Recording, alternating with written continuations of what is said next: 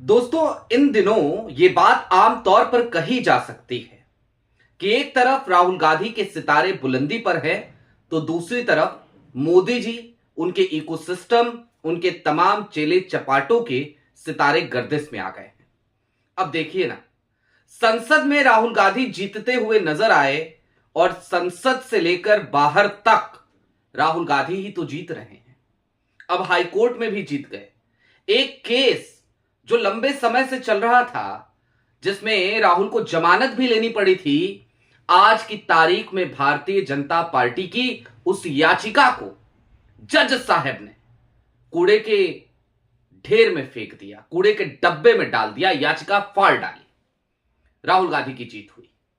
मोदी जी का पूरा इकोसिस्टम एक एक करके कई अदालतों में इस तरीके से ही तो केस हार रहा है। सारी बातें जरा विस्तार से करेंगे। नमस्कार, मैं स्वप्निल और आप मुद्दा देख रहे हैं। आगे बढ़ें उससे पहले वही छोटी सी अपील। मुद्दा इन दिनों एक गंभीर आर्थिक संकट से जूझ रहा है।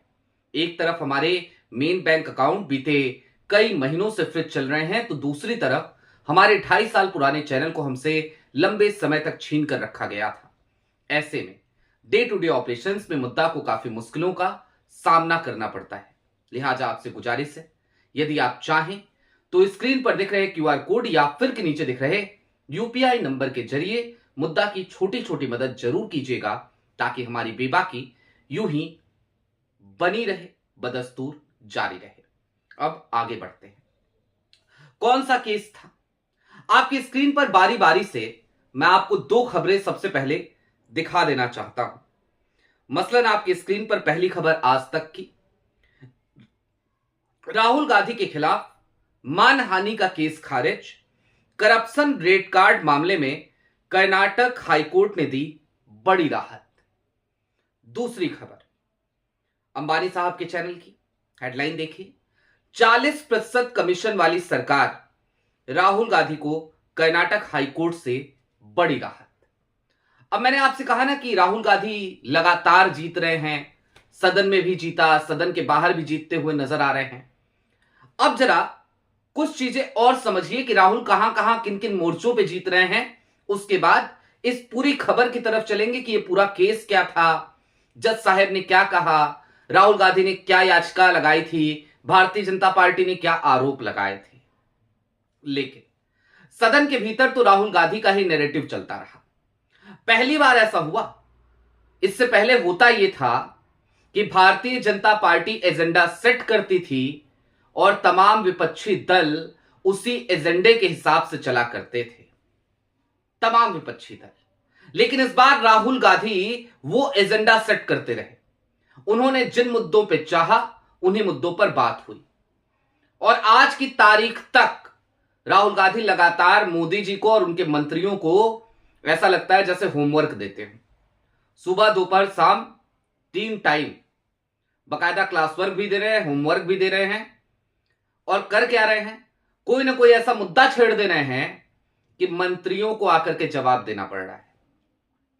आलम तो यह हो चला है कि मेन स्ट्रीम मीडिया वो भी हर दिन, जहां पर उसको मोदी जी के बारे में लिखना चाहिए था, खूब बढ़ा चढ़ा के दिखाना चाहिए था कि देखिए किस तरीके से एआई समिट में मोदी जी पहुंचे, वो तमाम खबरें छोड़कर मेन स्ट्रीम मीडिया भी, गोदी मीडिया भी, पॉमेरियन मीडिया भी, वो भी राहुल गांधी और राहुल गांधी के एजेंडे पर लगने पर मजबूर हो गई है। वो भी उस पर डिबेट करा रही है। खैर, अब केस की तरफ चलते हैं। यह मामला कर्नाटक चुनाव के वक्त का है। आपको याद होगा उस वक्त पे एक नारा बड़ी तेजी से वायरल हुआ, 40% कमीशन वाली सरकार। कांग्रेस ने यह आरोप लगाया। मुंबई साहब उस समय मुख्यमंत्री हुआ करते थे कर्नाटका के, भारतीय जनता पार्टी की सरकार थी। हालांकि चुनाव में कांग्रेस जीत गई। जब चुनाव में कांग्रेस जीत गई तो हुआ यह कि एक भारतीय जनता पार्टी की तरफ से एक याचिका पहुंचती है कर्नाटका हाई कोर्ट में, और उस याचिका में यह कहा जाता है कि 40% कमीशन लेने वाली सरकार भारतीय जनता पार्टी की थी, यह कह के राहुल गांधी ने भारतीय जनता पार्टी का अपमान किया, भारतीय जनता पार्टी से जुड़े हुए लोगों का अपमान किया, भारतीय जनता पार्टी के तमाम नेताओं का अपमान किया, सबकी मानहानि हो गई है। लिहाजा राहुल गांधी के ऊपर आपराधिक मानहानि का मुकदमा चलाया जाए।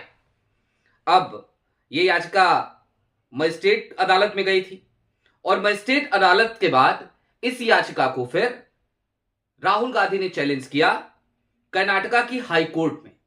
और कर्नाटका हाई कोर्ट में जब चैलेंज किया तो क्या हुआ इस याचिका का, आपकी स्क्रीन पर इसी खबर का अब एक छोटा सा हिस्सा मैं आपको और दिखा देना चाहता हूं।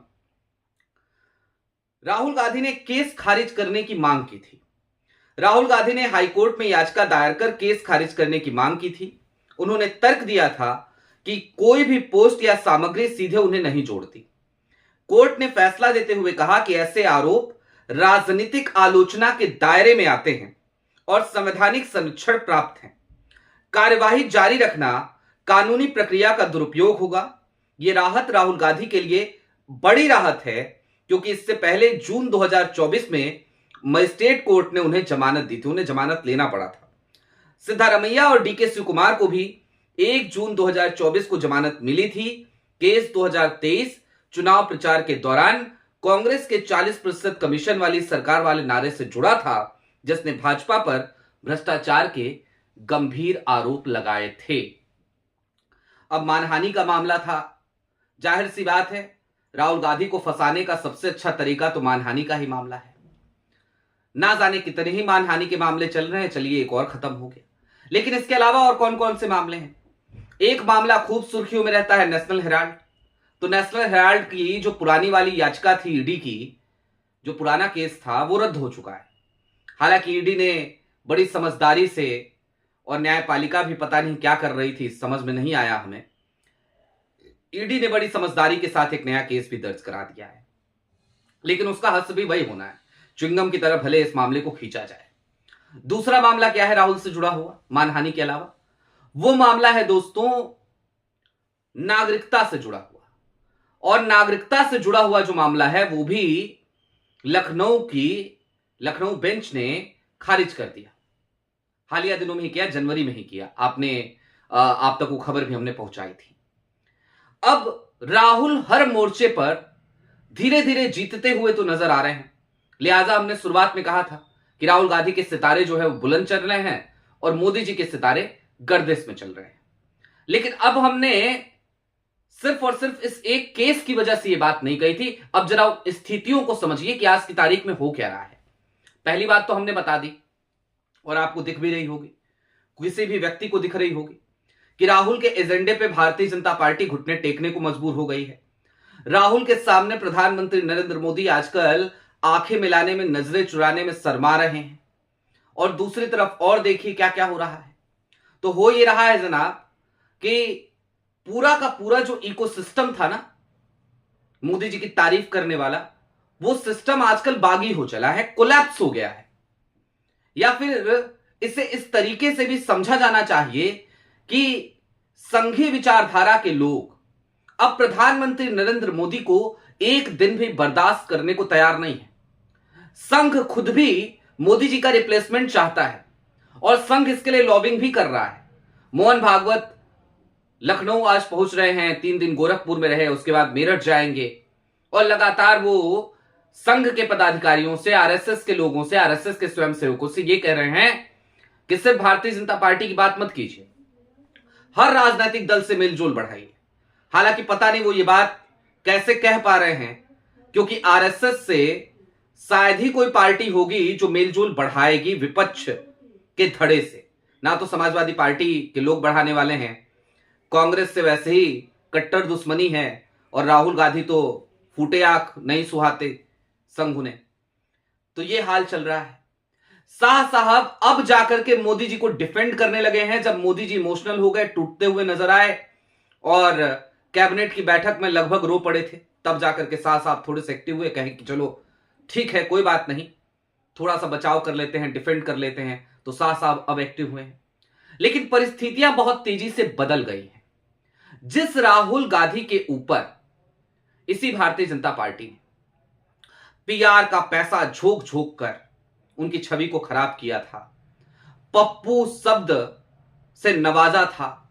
राहुल गांधी को आजकल कोई पप्पू नहीं कहता। राहुल गांधी आज की तारीख में उनका अग्रेशन, वो एक आक्रामक योद्धा के तौर पर नजर आते हैं। राहुल गांधी ने अपने आगे से वो नाम, वो उपमा जो उन्हें दी गई थी, वो उन्होंने खुद हटाया है। भारत जोड़ो यात्रा, पहली यात्रा से ही उन्होंने लगभग हटा दिया था ये नाम। फिर भारत जोड़ो न्याय यात्रा आई, और अब एक मजेदार वाकये के साथ मैं बात को खत्म करना चाहता हूं। एक टीवी डिबेट में देख रहा था, और उस टीवी डिबेट में जाहिर सी बात है, एक सज्जन थे अजय आलोक, जेडीयू में थे पहले, अब भारतीय जनता पार्टी में आए हैं। अब आए हैं तो वफादारी साबित करने में लगे हुए हैं, ना जाने कब तक करते रहेंगे। कई 2 साल तो बीत ही गए तकरीबन भाजपा में आए हुए। तो उन्होंने राहुल गांधी के नाम को गलत तरीके से पुकारा। उन्होंने राहुल गांधी को राहुल गांधी कहने की जगह राहुल गांधी कहा। इसके तुरंत जवाब में पलटवार मिला उन्हें कांग्रेस की तरफ से, आलोक शर्मा की तरफ से। आलोक शर्मा ने रोक दिया। जाहिर सी बात है, मॉडरेटर तो रोकते नहीं है, टीवी एंकर्स तो रोकते नहीं है।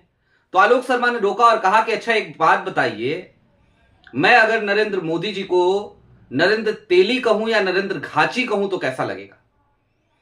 आपको याद है एक बात, पवन खेरा, एक बार गलती से उनकी जबान फिसल गई थी, एयरपोर्ट से उतरवा लिया गया था, फ्लाइट में बैठ चुके थे, टेक ऑफ होने वाली थी फ्लाइट, वहां से उतरवा लिया गया था, गिरफ्तार होने की नौबत आ गई थी, सिर्फ जबान फिसली थी, तब यह हो गया था।